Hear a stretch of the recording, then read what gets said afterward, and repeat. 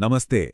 आज हम बात करेंगे गुस्से के बारे में और उस एक सलाह के बारे में जो हम सबको मिलती है। लेकिन क्या वो सलाह वाकई सही है? अच्छा, ये बात तो सबने सुनी होगी।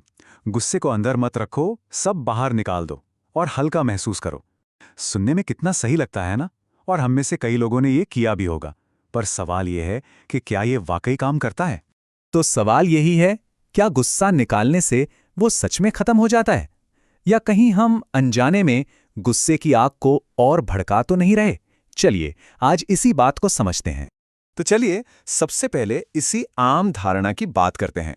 मतलब ये जो सोच है ना कि गुस्सा निकालना एक तरह की रिलीज थेरेपी है, ये हमारी सोच में बहुत गहरे तक बैठी हुई है।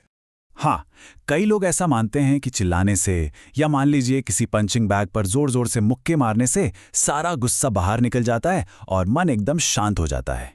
पर सवाल तो वही है, क्या वाकई ऐसा होता है? असल में होता कुछ और ही है। गुस्सा निकालने से वो कम नहीं होता, बल्कि हम एक साइकिल में, एक चक्र में फंस जाते हैं। अब आप पूछेंगे कि ये कैसा चक्र है? चलिए देखते हैं ये काम कैसे करता है। तो देखिए, ये जो चक्र है इसके 3 हिस्से हैं। पहला है होना, मतलब जब गुस्सा बस अंदर महसूस हो रहा है। दूसरा स्टेप है करना, ये वो पल है जब हम उस गुस्से को किसी एक्शन या शब्दों के जरिए बाहर निकाल देते हैं।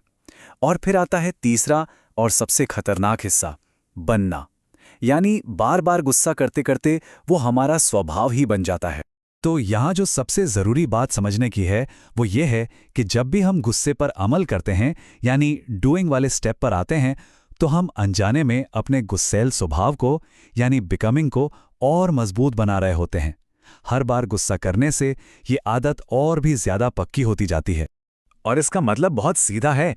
अगर हमें अपने बनने को बदलना है, मतलब अपने स्वभाव को बदलना है, तो हमें अपने करने को बदलना होगा, अपने एक्शन को बदलना होगा। ये एक बहुत ही पावरफुल आइडिया है, इस पर जरा गौर कीजिएगा।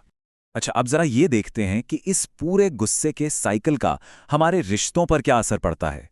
क्योंकि जाहिर है गुस्सा कभी अकेले में तो होता नहीं, उसका असर हमेशा हमारे आसपास के लोगों पर, हमारे रिश्तों पर पड़ता है। चलिए एक सिचुएशन सोचते हैं। किसी बात पर गुस्सा आया और हमने उसे बाहर निकाल दिया, शायद कुछ बुरा भला कह दिया। अब इसके बाद क्या होता है? तो अब क्या होगा? जाहिर सी बात है, सामने वाला इंसान चुप तो नहीं बैठेगा, वो भी रिएक्ट करेगा। हो सकता है वो अपना बचाव करे, या हो सकता है वो पलटकर जवाब दे। और बस यहीं से बात बिगड़ना शुरू हो जाती है। हमारा गुस्सा उनकी प्रतिक्रिया से टकराता है और बढ़ जाता है। एक छोटी सी चिंगारी देखते ही देखते आग बन जाती है। और नतीजा ये होता है कि रिश्ते में एक दरार आ जाती है। और हर बार जब ऐसा होता है तो ये दरार थोड़ी और गहरी हो जाती है, जो उस रिश्ते को धीरे धीरे कमजोर करती चली जाती है। तो सवाल ये उठता है कि अगर गुस्सा निकालना सही तरीका नहीं है, तो फिर सही तरीका है क्या? चलिए अब एक बहुत ही सिंपल से एक्सपेरिमेंट की बात करते हैं। एक ऐसा प्रयोग जिसे सिर्फ एक दिन के लिए आजमाना है। नहीं, हम हमेशा के लिए आदत बदलने की बात नहीं कर रहे हैं, बस शुरुआत के लिए सिर्फ एक दिन।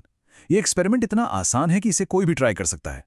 तो प्रयोग ये है, सिर्फ आज के दिन जब भी गुस्सा आए उसे बाहर नहीं निकालना है, कुछ नहीं बोलना, बस एक कागज लेना है और अपनी सारी फीलिंग्स जो कुछ भी मन में है उस पर लिख देना है।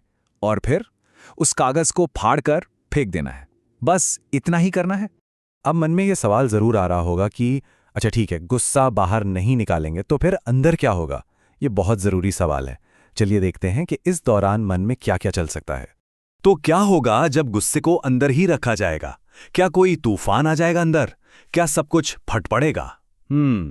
चलिए देखते हैं। देखिए, मन में विचारों की एक बाढ़ सी आ जाएगी।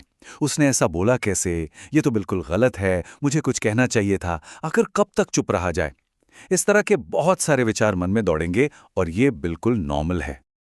लेकिन इन सारे विचारों के तूफान के बाद आखिर में होगा क्या? ज्यादा से ज्यादा क्या होगा? बस यही कि थोड़ी देर के लिए बुरा लगेगा। हाँ, बस इतना ही, इससे ज्यादा कुछ नहीं होगा।